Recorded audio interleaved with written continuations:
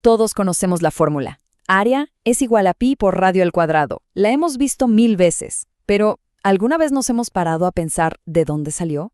Porque, créanme, su historia no es para nada una simple ecuación. Es una aventura, una que duró milenios y que obsesionó a algunas de las mentes más brillantes de la historia. Así que, bueno, vamos a meternos de lleno en este misterio. ¿Se imaginan el problema? Para las civilizaciones antiguas, el reto era tremendo. ¿Cómo mides con exactitud el área de algo curvo si solo tienes herramientas rectas, como una regla? Era como querer dibujar un círculo perfecto usando solo líneas rectas. Por eso, la idea de construir un cuadrado que tuviera exactamente la misma área que un círculo, parecía una misión imposible. Y ojo, que esto no era un simple juego mental para filósofos aburridos. Para nada. Tenía un origen súper práctico. Piensen en esto.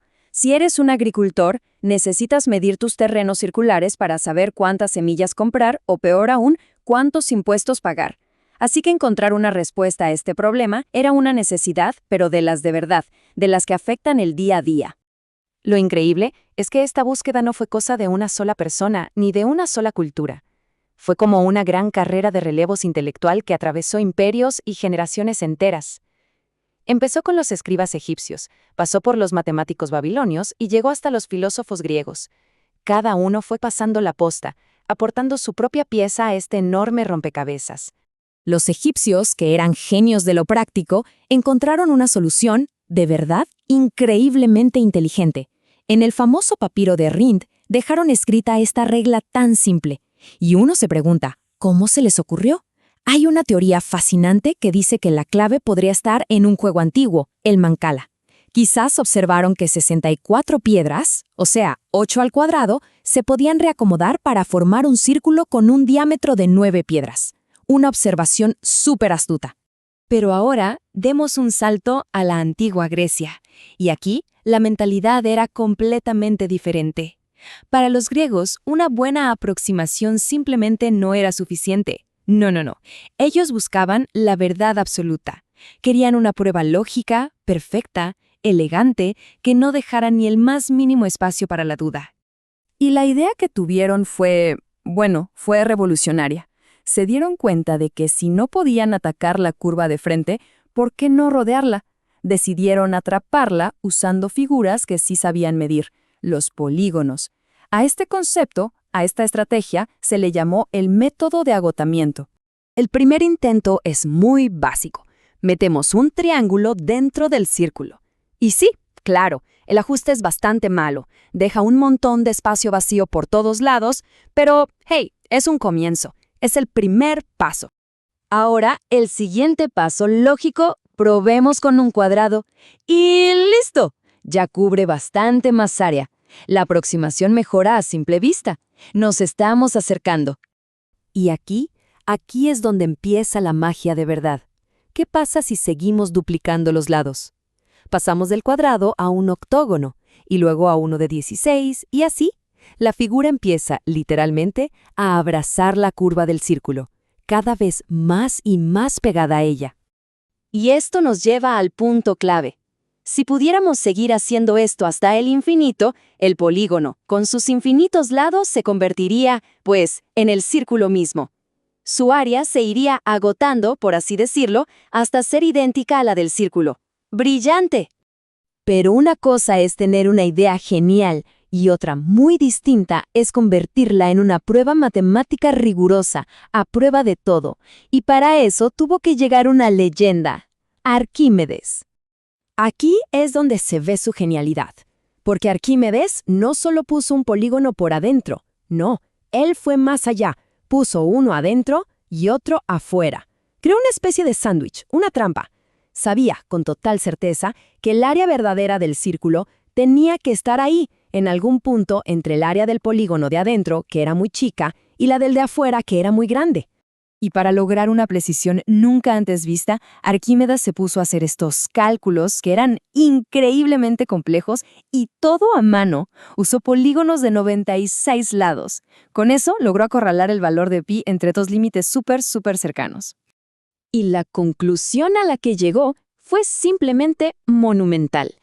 Demostró que el área de esa forma curva, el círculo, estaba directamente conectada con el área de una figura súper simple y recta, un triángulo. Un triángulo cuyos lados estaban definidos por el radio y la circunferencia del círculo. Un vínculo que nadie había probado así antes. Extraordinario. Pero esperen, que la historia no termina ahí, porque siglos después, un matemático llamado Abraham Bar Hia nos regaló una forma distinta de ver esta misma idea, pero maravillosamente intuitiva. A ver, vamos a ver cómo funciona esto.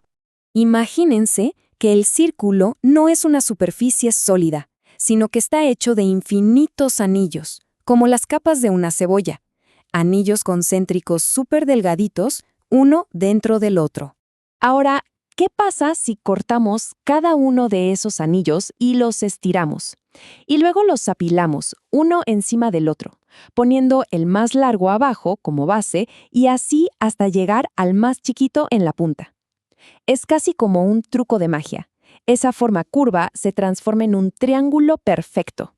Y la geometría de esto es de una simpleza genial. A ver, la base de nuestro nuevo triángulo es el anillo más grande, el de afuera, o sea, la circunferencia del círculo. Y la altura del triángulo es la distancia desde el centro hasta el borde, es decir, el radio. Si aplicamos la vieja y conocida fórmula del área de un triángulo, base por altura sobre 2, ¡bam! Ahí la tenemos, nuestra famosa fórmula. Entonces, después de todo este viaje a través de la historia, es hora de juntar todas las piezas del rompecabezas. Y aquí tenemos los dos grandes caminos que nos llevaron a la misma verdad.